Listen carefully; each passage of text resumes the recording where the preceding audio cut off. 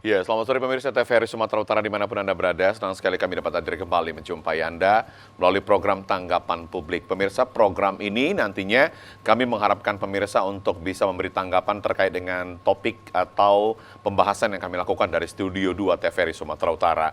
Dan terkait dengan saat ini masih dilangsungkannya Hari Pers Nasional di Sumatera Utara untuk tahun 2023. Dan kami mengangkat topiknya cukup menarik, adalah pers maju, daerah berkembang. Dan tidak terlepas di dalamnya adalah wartawan, begitu ya, karena insannya adalah wartawan. Dan bagaimana kemudian selama ini yang disebut apakah pers maju kemudian daerahnya juga sudah berkembang. Dan untuk memastikan hal ini, indikator ini benar atau enggak, nanti kita akan pastikan dengan kedua narasumber yang telah kita hadirkan ke Studio 2 TVRI Sumatera Utara saat ini. Dan langsung saja pemirsa saya akan perkenalkan yang pertama sudah kita undang, Bang Dr. Iskandar Zulkarnain, ini selaku Ketua Prodi Doktor dan Magister Ilmu Komunikasi PISIP Universitas Sumatera Utara. Selamat sore Bang, apa kabar? Selamat sore Bang Boleh Krian. disapa dulu pemirsa kita? Ya, terima kasih. Assalamualaikum seluruh pemirsa TVRI Sumatera Utara dimanapun berada.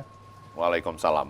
Dan kemudian narasumber kita yang satu ini pantas nanti akan melihat bagaimana indikasi ya kemajuan suatu daerah itu ditentukan apakah itu sudah sesuai dengan perkembangan persnya atau kemajuan daripada wartawannya. Sudah kita hadirkan Pak Muhammad Yazid selaku wartawan senior Sumatera Utara. Selamat sore Bapak, apa kabar? Salam hormat buat Bapak. Oke. Dan pemirsa, kami juga nanti memberikan kesempatan kepada Anda untuk memberikan tanggapan terkait dengan topik yang kita angkat di nomor telepon kami di 0811 6100 386. Dan terkait dengan topik kita pers maju daerah berkembang ini, saya ke Bang Iskandar dulu nih. Bang Is, Ya. Menarik ini topiknya. Menurut Abang nih, selaku pakar begitu ya, selaku pengamat, apakah ini sudah sesuai perkataan ini? Ya. Pers maju daerah berkembang. Terima kasih Bang Keri. Jadi kalau saya melihat dalam perspektif keilmuan, pers itu sering dikatakan sebagai pilar ya dalam sebuah negara. Jadi kalau ada istilah dari Montesquieu ya, ada trias politika, ada eksekutif, yudikatif dan legislatif, maka pers itu biasanya disebut sebagai pilar keempat. Ya. Ya, jadi sebagai satu pilar dari negara, kalau pilarnya kuat, sudah tentu menyokong negara itu menjadi kuat. Nah, jadi dalam konteks ini, kalau tadi ditanyakan oleh Bang Keriawan, kalau pers di daerah itu maju, ya daerahnya juga pasti akan berkembang. Gitu ya. Nah, tapi nanti dalam prakteknya kita lihat, apa benar sekarang pers di daerah itu maju? Apa benar juga nanti daerahnya berkembang? Karena terjadi apa ya, sesuatu yang tidak sesuai ya antara kenyataan dan idealnya itu nggak pas dia. Belum terlalu tepat Belum begitu ya? tepat. Iya. Iya. Oke, untuk memastikan ketepatannya, kita akan ke Pak Yazid nih. Pak Yazid, kalau melihat selama ini wartawan-wartawan yang ada di Sumatera Utara, apakah sudah bisa dikatakan ini maju atau bagaimana? Sebagai seorang wartawan dan Senior, memang begitu? hiduplah dari dunia wartawan sampai sekarang ini, boleh dikata maju. Dan artinya pers Sumatera Utara tidak mati. Itu betul. Dalam arti kata hidup. Jadi saya tidak katakan apa, masih ada, tetap hidup. Tetapi kalau dikatakan maju, bisa diukur alat ukurnya apa? Bisnisnya kah? Oke. Atau jurnalistiknya atau Kompetensi. persnya? Kompetensinya? Peranan persnya. Kompetisinya cukup baik. Karena keadaan atau zaman sekarang. Kita cerita tentang dari sisi demokrasi. Ya. Bahwa sudah begitu terbuka. Ya. Dengan adanya medsos, apa segala macam. Pers merasakan itu. Tetapi di balik itu, pers mendapat pukulan yang berat. Kenapa, Pak? Dengan hadirnya medsos segala macam. Ya. Seakan-akan orang membaca informasi, padahal informasi itu bukan berita, artinya bukan berita lengkap seperti berita pers. Sangat jauh berbeda. Ya. Apa yang ada di medsos maupun apa yang di pers yang kita kenal sebagai pers nasional. Oleh karenanya saya menyatakan maju. Dari tahun ke tahun kita mendidik para wartawan. Jumlahnya cukup banyak. Tidak saja di Persatuan Wartawan Indonesia sebagai organisasi yang terbesar, begitu banyak organisasi. Bahkan ada belasan. saya lihat ada kemajuan. Ada kemajuan. Yang lebih lagi di Sumatera Utaranya sebagai contoh, kalau ada kelompok yang menganggap dirinya pers, yaitu dengan membuka medsos-medsos, yaitu sistem-sistem melalui media sosial, Media online segala macam, mereka menganggap ini pers. Tetapi saya mungkin kolot, agak ortodoks bahwa pers yang benar adalah pers yang tumbuh, yang pertama adalah yang harus terdaftar di Dewan Pers. Itu pers. Oke. Di luar itu saya tidak anggap atau kami tidak menganggap, bahkan juga barangkali sekarang ini pemerintah tidak menganggap itu pers Baik. umum. Nanti akan saya gali lagi. Karena ini kan sesuai dengan perkembangan zaman, begitu ya Pak Yazid. Ya, saya ke Bang Iskandar dulu. Yeah. Bang Iskandar, kalau kita melihat sekarang, apakah lebih gampang tidak menjadi wartawan atau menjadi bagian daripada pers itu? Karena kalau udah tahu 5W1H, katanya sudah bisa buat sesuatu begitu. Udah bisa menyuguhkan sesuatu yang baik begitu. Tanggapannya Bang? Jadi tidak hanya serta-merta itu ya. Karena dalam perkembangan ilmu kan sekarang di ilmu komunikasi itu ada konsentrasi yang namanya jurnalistik ya. Oke. Selain humas, ada advertising. Nah, ini jurnalistik ini sebagai salah satu konsentrasi ya dalam prodi ilmu komunikasi. Jadi yang kita pelajari tidak hanya konteksnya menulis berita berdasarkan format yang lama, misalnya 5W+1H. Sekarang mungkin bisa ditambahkan dengan perkembangan zaman yang kami lihat, ini masalah pertanggungjawaban, responsibility ini juga memegang peranan penting, Bang Keri. Pertanggungjawaban atas apa yang kita rilis? Iya, atas apa yang ditulis. Karena kalau apa yang ditulis itu apa ya? Karena ciri-ciri gini, saya mau ambil pendapat seorang pakar Oke. tentang profesionalisme wartawan. Jadi wartawan ini kan profesi ya, Yeah. profesional dia. Walaupun nanti dalam prakteknya bayarannya gajinya itu kadang-kadang di bawah UMR, kadang-kadang nggak dikasih gaji, dikasih kartu pes saya suruh cari sendiri. Nanti saya Nah, tanya, Pak, ini Pak kacau Yazid. itu kacau. Macam mana mau maju kalau gitu? Nah, jadi saya kembali ke pendapat pakar, ada namanya Chaudhuri ya dalam report anualnya ke PBB UNESCO, dia sebut ada 4 itu profesional. Dan ini saya pikir cocok untuk wartawan. Pertama katanya untuk profesional itu wartawan itu harus ada gabungan perkumpulannya, asosiasinya. Oke. Jadi dengan asosiasi ini mereka bisa bersinergi ya melahirkan kekuatan-kekuatan untuk memperjuangkan hak-hak mereka. Lalu yang kedua itu adalah adanya ADART-nya dalam hal ini khususnya tentang etikanya itu, ada kode etik. Iya. Lalu yang ketiga baru skill, ya keahlian itu ya, perlukan kemampuan studi. Lalu yang terakhir keempat itu responsibility, pertanggungjawaban. Dalam hal ini kami melihat seorang wartawan dimanapun dia harus memiliki 5 tanggung jawab. Pertama itu tanggung jawab kepada Tuhannya. Oke. Nah, ini kita kan negara Berketuhanan. beragama kan, jadi harus bertanggung jawab terhadap Tuhannya. Yang kedua bertanggung jawab terhadap negaranya. Karena kita nggak bisa, nggak ada regulasi, ada Undang-Undang Nomor 40 tahun 99 tentang pers yang mengatur. Lalu yang ketiga, bertanggung jawab pada perusahaannya.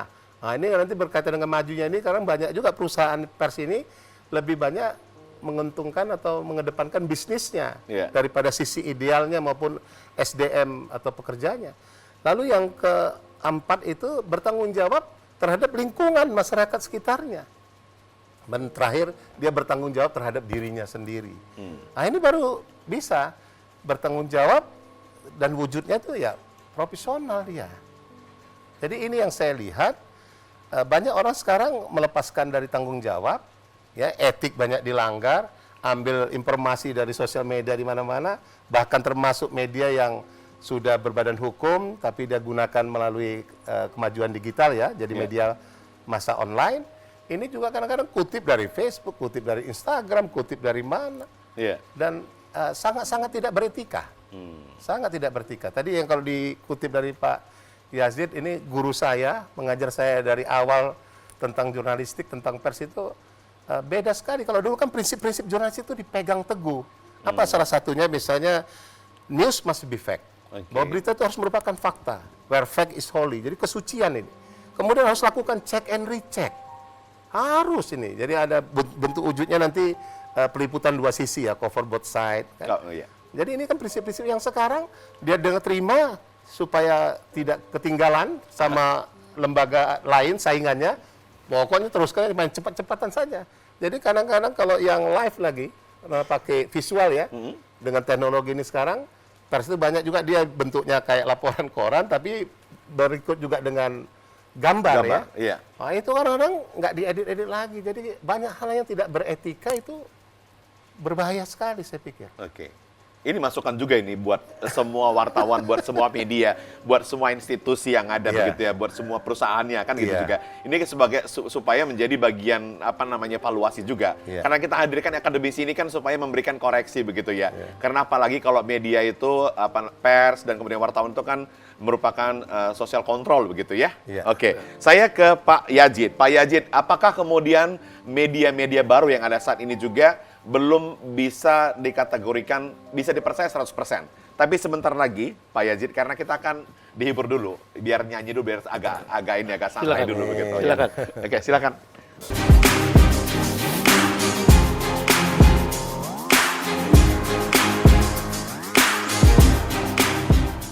Ya, terima kasih pemirsa yang masih menyaksikan tanggapan publik. Yang kita bahas pada segmen kali ini adalah Pers Maju Daerah Berkembang.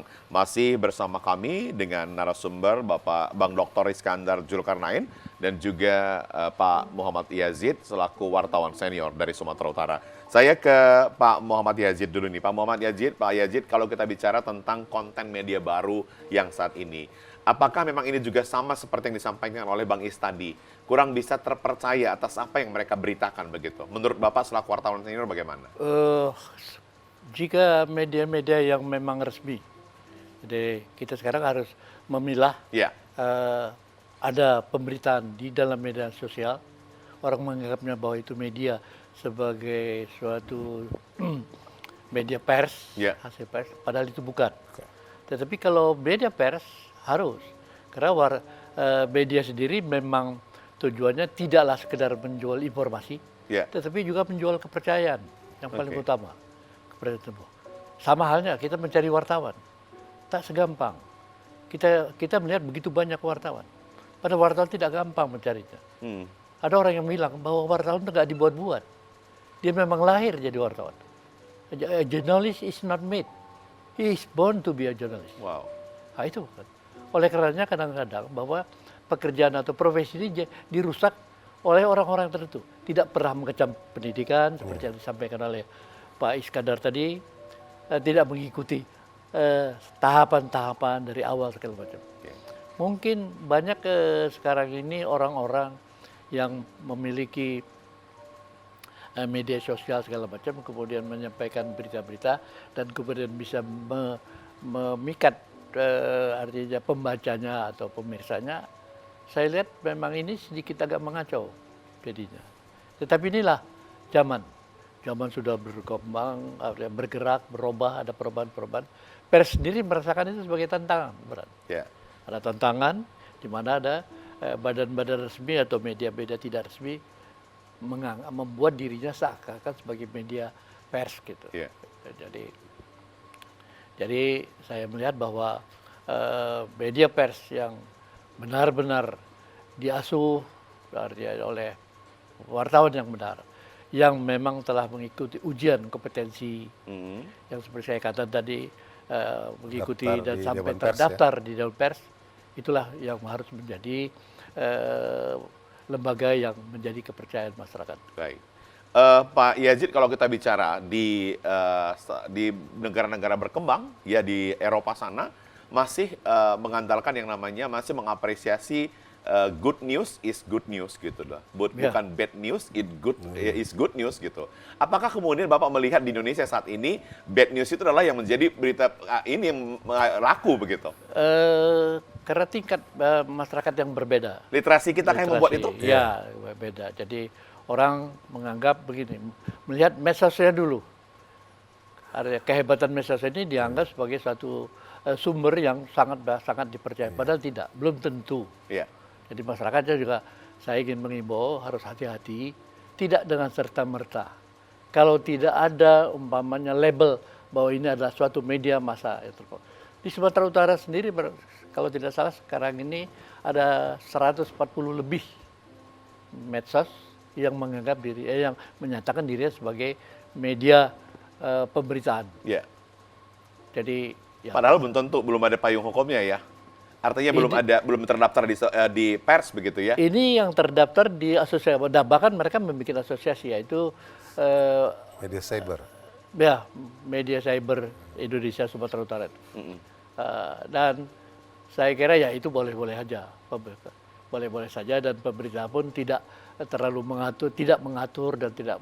Yang penting bahwa bagi pers yang resmi, yang benar dan harus dipercaya oleh masyarakat, media yang memang terdaftar, wartawan-wartawannya terdidik, usahanya jelas dan sebagainya. Iya, baik. Saya ke Bang Is lagi nih. Bang Is, kalau kita bicara tentang memberikan pemahaman, meningkatkan pemahaman wartawan di dalam menulis sebuah berita atau merilis sebuah informasi yang mau disajikan kepada masyarakat yang tingkat literasinya itu berbeda-beda. Apakah kemudian selama ini bidang dari segi akademisi dari kampus universitas ada memberikan pendidikan kepada wartawan-wartawan yang ada di Sumatera Utara ini?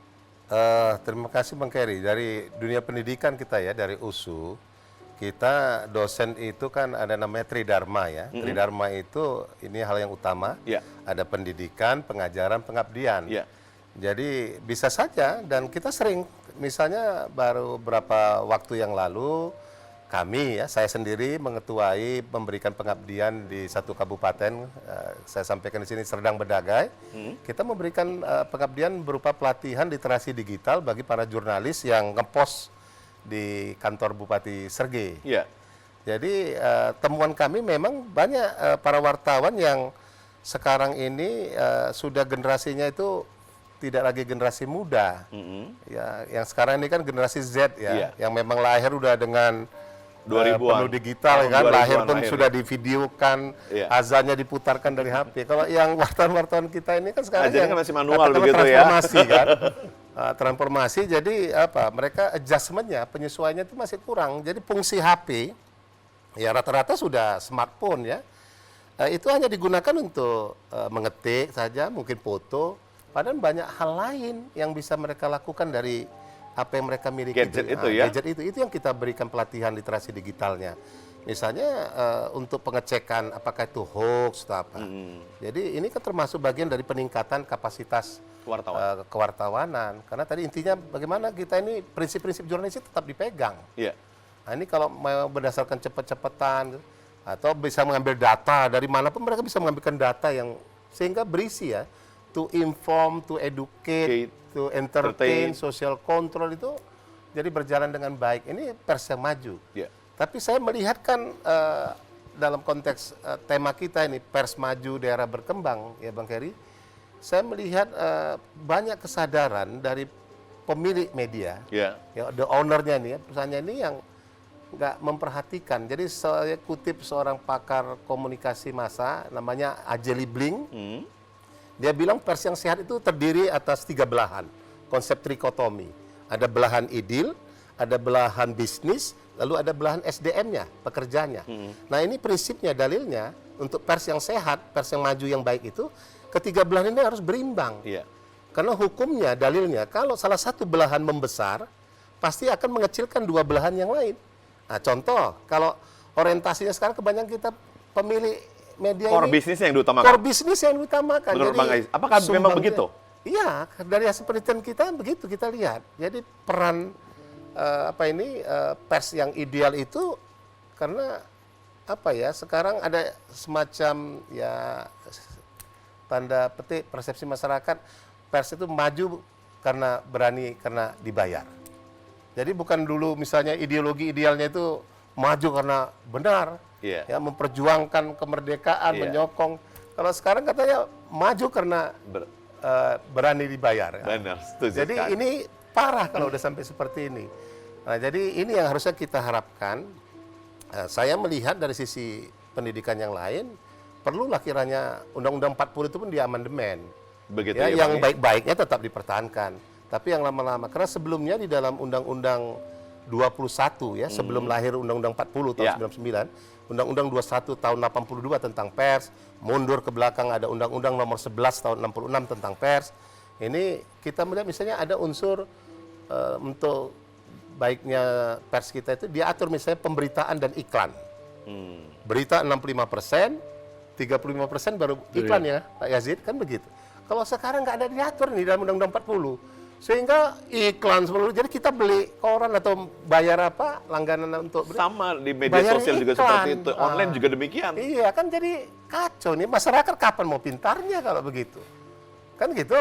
Belum lagi tentang misalnya diatur dalam Undang-Undang 40 masih ada ya, tapi dalam prakteknya penegakannya nggak jalan. Owner tidak boleh mencampuri redaksional misalnya. Iya. Nah, tapi dalam prakteknya kan kita punya banyak owner ya, langsung juga dia jadi pemret, jadi redaksinya.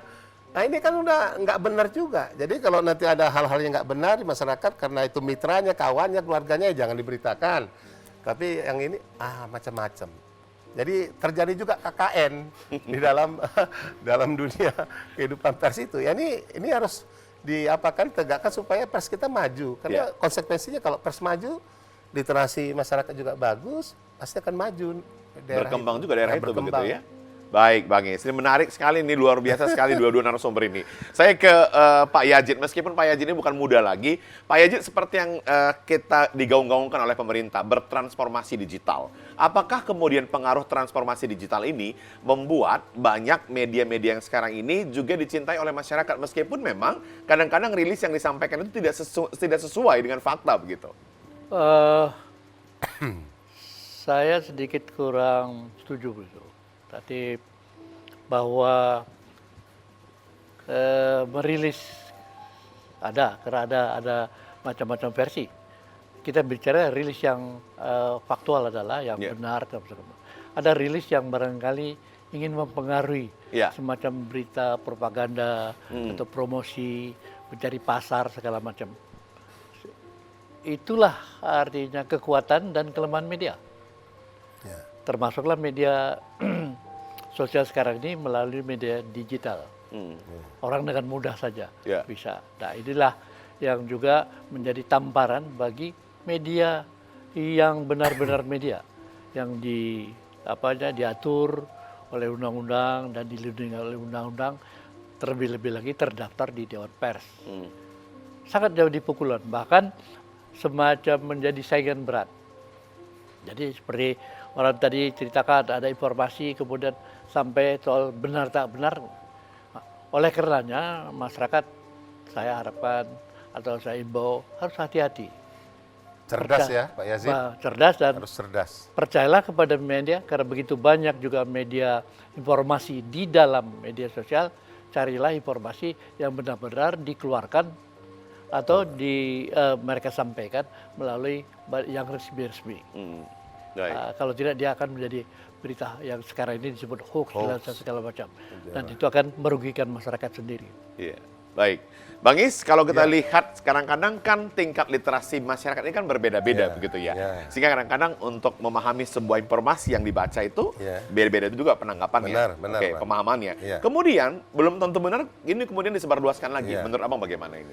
Jadi begini Bang, dalam perspektif keilmuan kami di komunikasi itu pelajari juga namanya psikologi komunikasi. Psikologi komunikasi. Jadi setiap manusia dia ada rasa itu mau number one. Semua manusia itu mau jadi nomor satu, mau hebat gitu. Karena dia mau viralkan begitu ya? Ya fitrah kita nih manusia. Dalam bahasa psikologi yang lain itu kita ini takut, namanya FOMO. Kalau istilah dengan konteksnya digital ini ya. FOMO itu akronim dari fear of missing out. Jadi kita ini FOMO, takut kita ketinggalan, terkeluarkan, dianggap orang kepo, nggak ketinggalan zaman, nggak tahu perkembangan, gitu ya? Nggak kekinian. Nah ini akibatnya apa? Ini digunakan oleh orang-orang yang mencari bisnis ini, ya tanpa pertanggungjawaban ini. Sekarang istilahnya dalam sosial media, media-media yang tadi tidak terdaftar tapi menganggap dia sebagai media, dia bikin namanya konteksnya clickbait. Clickbait ini macam-macam. Judulnya itu luar biasa menarik perhatian. Ya ini, tapi kalau dibaca isinya nggak nyambung. Nah ini nggak beretika juga ini. Kemudian sistemnya dibikin clickbait itu karena menarik, tetapi ditampilkan itu nanti pick 1. Kita mau tahu lanjut, rasa ingin tahu itu makin dalam, pindah ke pick 2, pindah ke itu duitnya luar biasa. Jadi dia nggak mau langsung tampilkan aja satu halaman, satu kali klik itu baca semua. Dibikinnya bisa sampai 7. Di atas 5 itu. Jadi setiap klik masuk duit, setiap klik masuk duit. Jadi kalau kita melihat itu ya ada tujuan untuk, kalau filosofisnya kan pers ini kan how to serve the public. Ya. pers itu nggak akan mati kalau masyarakatnya masih tetap membutuhkannya. Karena dia lahir dari masyarakat untuk masyarakat. Makanya tadi secara filosofisnya dia bagaimana dia memberikan pelayanan terhadap publik dengan fungsi memberikan informasi, menghibur, mendidik, dan melakukan kontrol sosial. Nah ini yang sekarang saya melihat banyak pers kita, ya termasuk juga yang sudah resmi terdaftar di Dewan Pers, ya.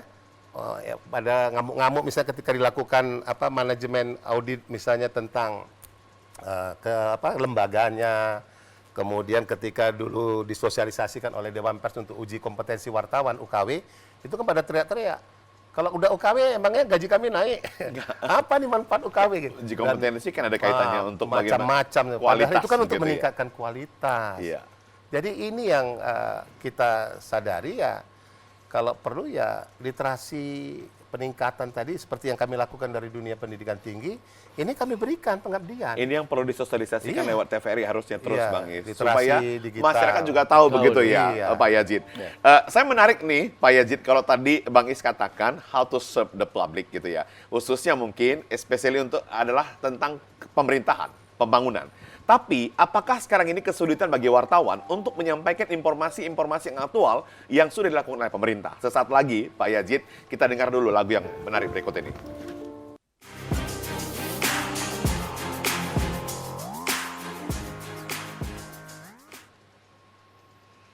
Ya, terima kasih pemirsa Anda masih menyaksikan Tanggapan Publik dengan topik yang kita angkat pers maju daerah berkembang. Saya ke Pak Yazid. Pak Yazid, apakah sulitnya para wartawan media pers saat ini mendapatkan informasi dari pemerintah untuk kemudian disampaikan ke masyarakat? Ini yang membuat sebagian wartawan ini membuat opini tersendiri. Apakah ini juga bagiannya begitu, Pak Yazid? Silakan. Keterbukaan yang kita rasakan dalam kurun waktu terakhir ini bisa kita katakan mencari berita khususnya di instansi pemerintah bisa dianggap jauh lebih mudah. Pertama, karena keterbukaan, dan umumnya kita ambil contoh Provinsi Sumatera Utara, memang artinya ikut sudah menampung wartawan setiap hari untuk berada di kantor-kantor pemerintah, Ya. dari provinsi sampai ke daerah-daerah, dan itu mereka terbuka. Keterbukaan ini kalau menurut saya sangat besar. Hanya saja wartawannya harus pandai-pandai mencari berita yang cocok. Tetapi kemudian ada salah satu sisi lagi bahwa pemerintah daerah merasa ya ada wartawan tapi mereka punya media sendiri, punya website, Ya. punya informasi bisa disampaikan langsung kepada masyarakat melalui website segala macam. Nah, dua sisi ini. Tetapi pemerintah daerah butuh wartawan, tetapi pemerintah daerah merasa punya saluran informasi sendiri. Dan saya lihat juga kalau sebagai contoh Sumatera Utara cukup baik, baik dari Infocomnya juga keterbukaan mana, dan saya juga menanya beberapa wartawan macam mana sulitnya mencari berita. Sulitnya hanya sekarang pejabat-pejabat hanya pejabat tertentu saja yang boleh ngomong. Ya. Saya bilang itu masalah peraturan di dalam satu perusahaan atau di dalam satu instansi, kita tidak bisa ikut campur. Yang penting ada informasi. Tetapi saya ingin mengimbau juga kepada wartawan-wartawan bahwa informasi yang datang dari pemerintah itu umumnya adalah yang disebut informasi yang kering. Wartawan harus mencari informasi yang lebih banyak, lebih besar. Dalam arti kata basah artinya lebih bervariasi. Kalau ada sebagai contoh, ada berita gempa, sekarang sedang heboh. Pemerintah hanya menyampaikan titik gempa, di mana gempa, kejadian segala macam, berapa jumlah korban segala macam, atau area yang terkena. Tetapi wartawan bisa mencari yang tidak disampaikan oleh pemerintah. Langsung cek lapangan. Bagaimana sedihnya rumah orang, anak yang masih tertindih di dalam batu-batu, sebagai contoh apa yang terjadi gempa sekarang di negara di Arab sana. Jadi saya kira wartawan akan menambah variasi yang lebih banyak. Barangkali untuk informasi pembangunan itu pernah kita lakukan bertahun-tahun. Wartawanlah yang memvariasikan informasi pembangunan itu bisa lebih jelas dan lebih mudah ditangkap oleh masyarakat. Tanggapannya Bang Is, seperti apa selama ini kejadiannya. Karena ada juga beberapa wartawan yang menyatakan sulit mendapatkan akurasi informasi yang tepat begitu ya. Akurasi Jadi, informasinya. apa yang disampaikan Pak Yazid, saya dukung. Memang sekarang makin mudah harusnya. Oke. Karena secara regulasi ada diatur dalam Undang-Undang Nomor 14 Tahun 2008 tentang keterbukaan informasi Ya, publik. Setiap lembaga pemerintah itu harus memiliki yang namanya satu unit PPID, ya, Pejabat Pembuat Informasi dan Dokumentasi.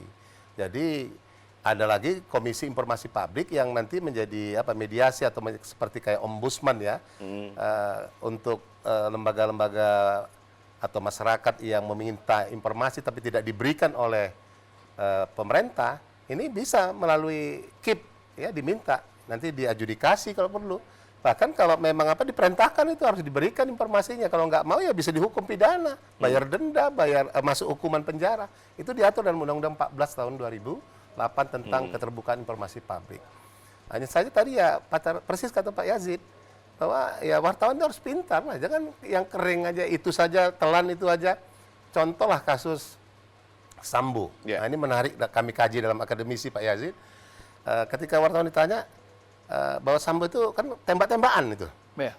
Informasi awalnya kita tahu kan tembak-tembakan dari mana? Dari pers. Jadi tanya, loh kenapa kalian nggak melakukan cari itu datang, melihat, melakukan check and recheck, mencari apa? Loh Pak, yang ngomong itu kan humasnya Polri katanya. Itu kan sah gitu. Nah, jadi kalau kita terjebak hanya pada itu ya, karena dalam kajian jurnalistik itu ada materi narasumber, kita harus beri peringkat, ini narasumber 1 atau utama, narasumber berikutnya 2, narasumber 3, dan ini harus kita lakukan semua.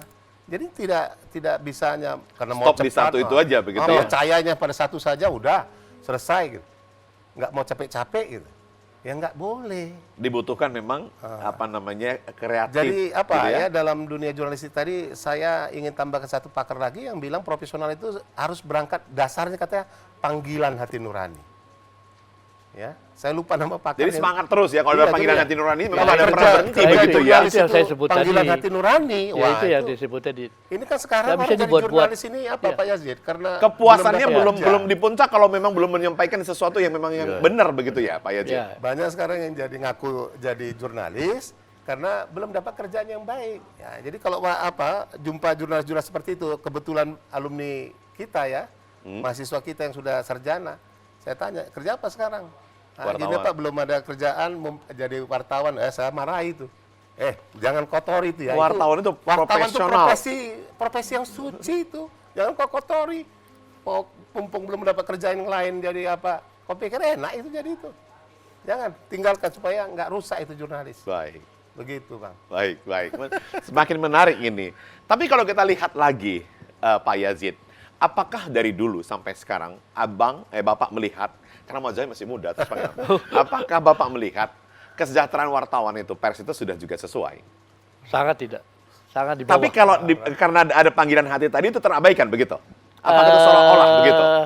Ada rasa kepuasan. Kepuasan. Ada rasa kepuasan tersendiri. Barangkali sama dengan bidang-bidang profesi lain. Ya. Seniman, Ya. seniman umpama menyanyi atau Ya. segala macam-macam.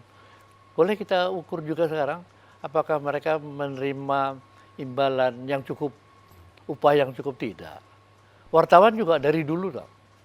Kalau diukur-ukur, pengabdian wartawan, pekerjaan wartawan, dan artinya risiko yang dihadapinya, Ya. itu sama sekali tak begitu. Tidak sebanding begitu ya? Sebanding. Tapi kembali lagi kita tadi, karena memang wartawan itu memang merupakan ada dorongan dari hatinya, seperti yang Panggilan disampaikan nurani. Pak Iskandar tadi, dari hatinya. Seperti saya katakan tadi, dari hati itu sehingga tidak semua orang bisa. Rasa memiliki ya. Ya, mau. Dan tidak semua orang bisa. Yang seperti saya katakan tadi, saya ulangi lagi, bahwa wartawan itu tak bisa dibuat-buat. Tak dibuat. Memang harus lahir. Kalau dia lahir dari wartawan, kadang-kadang dulu udahlah kerja di suatu media yang kecil dulu, tak mendapat gaji, dia tahankan. Hanya sekedar mendapat uang bensin, pengganti uang bensinnya saja. Itu dipertahankan berbulan-bulan bahkan bertahun-tahun. Iya. Saya sangat merasa kagum dengan rekan-rekan, adik-adik yang muda-muda yang pengabdiannya juga cukup tinggi. Iya. Terutama akademik. Setelah lulus dari fakultas di salah satu universitas, kemudian terjebur berdiri. masuk wartawan. Tapi pesan saya, jangan seperti yang disampaikan contoh seperti Pak Iskandar tadi.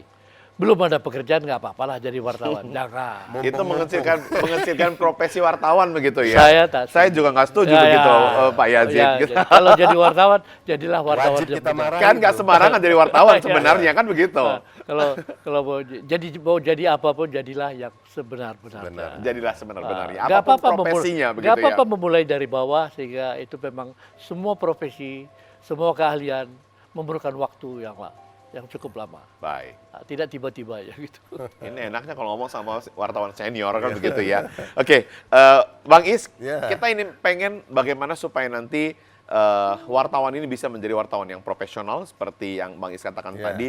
Di sana ada unsur responsibility-nya Ya, begitu ya. pertanggungjawaban. Nah, pertanggungjawabannya begitu. Bagaimana sebenarnya apa yang harus dilakukan oleh wartawan atau media atau pers itu sendiri supaya memang terus bisa meningkatkan kapasitasnya gitu lah.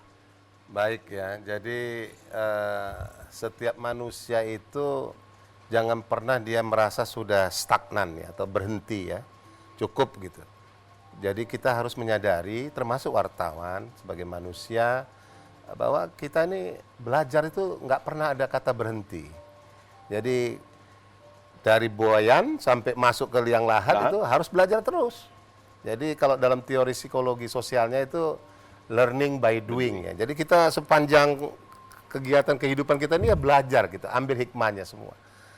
Nah, kalau enggak akan jadi orang-orang yang merugi kita. Demi masa, demi waktu jadi rugi kita itu. Baik. Karena nggak mau pernah belajar. Jadi untuk itu yang pertama sekali tadi ya harus panggilan hati nurani lah. Jangan dipaksakan. Kalau nggak passionnya di situ, tadi Pak Yazid bilang jurnalis itu tidak dibuat-buat, tapi dia memang lahir. Jadi passionnya itu sudah memang anugerah dari Tuhan. Dia bisa menulis. Dia, kalau mungkin wartawan foto, dia memang hobi suka dengan foto. Sehingga dia apa ya? Kalau yang dibuat-buat ini dia kalau kerja dia terjebak biasanya inbox ya. Selalu dengan stagnan. Jadi kreativitasnya pun nggak ada. Ya. Tapi kalau kita panggilan hati nurani, kita sadari kita insan yang harus belajar dari waktu ke waktu, itu kreativitas kita tuh berkembang terus. Nah, tadi dengan pengalaman dari hal-hal yang kecil, kita jadi akhirnya luar biasa. Nah, ini yang harus diperhatikan, dan kalau tadi menyambung yang ditanyakan Bang Kerry sama Pak Yazid terkait upah, saya sangat juga setuju itu. Sangat-sangat tidak pantas. Saya kebetulan sebagai ketua majelis etik Asosiasi Ini sekaligus Jurnalistik closing ya, Pak Is? Independen, ya, Iya. AJI ya, Iya. Aliansi Jurnalis Independen Medan. AJI itu melakukan survei penelitian berapa sih upah layak wartawan Indonesia itu. Jadi kita hitung itu, mulai dari gosok giginya, minum kopinya, kalau menyeruput rokok, sebungkus rokoknya berapa, sarapannya pagi berapa. Itu total Bang, itu jauh di atas upah minimum regional. Totalnya berapa jadi yang kemarin, total tinggi itu ya, itu sudah 5 tahun yang lalu AJI sudah lakukan riset itu tertinggi Jakarta itu dia 5 juta lebih. Aduh. Ya. Bali nomor 2 itu 4 jutaan. Medan Surabaya itu 3,5 jutaan. Nah pada masa itu 5 tahun, 5 tahun yang lalu Bang Is. Iya. Kenaikan UMR barang-barang kita ya. udah jauh bernaik. Sekarang saja UMR provinsi kita aja berapa? 2 juta atau sampai 3 juta? 2,9. Nah, 2,9 kan? Baik. Padahal itu 5 tahun yang lalu udah 3,5 juta. Mudah-mudahan apa yang disampaikan Bang Is ini juga menjadi bagian evaluasi masukan bagi pemerintah dan juga perusahaan-perusahaan media, Iya. perusahaan-perusahaan pers itu. Kan begitu Iya. Bang Is Iya. ya. Pak Yazid, singkat ini Pak, karena waktu kita sudah tinggal sedikit lagi. Apa ini mau disampaikan kepada apakah perusahaan media, baik itu orangnya, wartawannya, supaya terus bisa meningkatkan kapasitas, supaya benar-benar mencintai profesinya, sehingga apa yang disampaikan itu benar-benar bisa mengedukasi. Bahwa rekan-rekan pers, media-media itu biasanya memang setiap hari itu dilakukan. Mengedukasi, menyampaikan informasi untuk mendidik masyarakat lebih terbuka segala macam. Tetapi sekarang ini yang penting bagaimana media-media itu sekarang ini bisa mendapatkan tempat sekaligus mendapatkan hasil. Sekarang ini media boleh bilang mendapatkan hasil yang sangat rendah. Entah karena banyaknya, atau juga orang memilih-milih, atau juga barangkali yang masih sangat dihargai adalah media cetak. Media medsos ini dianggap hanya tempat siapa saja bisa menyampaikan sehingga sulit mendapatkan iklan dari di mana media pers yang sebenarnya hasil utamanya adalah dari iklan. Kalau iklannya kurang, dia akan sangat susah. Oleh karenanya di media sosial itu kita harapkan ada cara-cara yang bijak bagi teman-teman ini bisa menerobos sehingga bisa menghasilkan ekonominya yang lebih baik. Baik, terima kasih Pak Muhammad Yazid, Bang wartawan Kerry, senior. saya mau nambahkan Sedikit tentang saja ya pers. Bang, yang Sedikit sudah mau saja. di closing dari atas dari Bahwa, tadi. ada saya kutip Mark Twain, ini seorang penulis ya, dari berkebangsaan Mark Twain Amerika. ya. Teorinya dia, kan, Pak? dia bilang begini, hanya ada dua yang menyinari atau menerangi bumi ini. Ya. Pertama itu adalah cahaya matahari, Yang kedua. yang kedua adalah pers di muka bumi. Wow, Jadi ini harus luar menarik biasa ini. nih pers ini. Saya nggak perlu closing lagi statement sebenarnya kalau sudah di closing sama Bang Iskandar tadi. Jadi pemirsa, mudah-mudahan apa yang kami hadirkan hari ini melalui tanggapan publik bisa bermanfaat bagi kita semuanya, khususnya kepada insan pers, wartawan dan juga kepada perusahaan-perusahaan pers yang ada di Sumatera Utara. Semoga pers maju, kemudian daerah ikut berkembang. Sebelum kita berpisah, pemirsa, kita akan kembali dihibur oleh musik kita.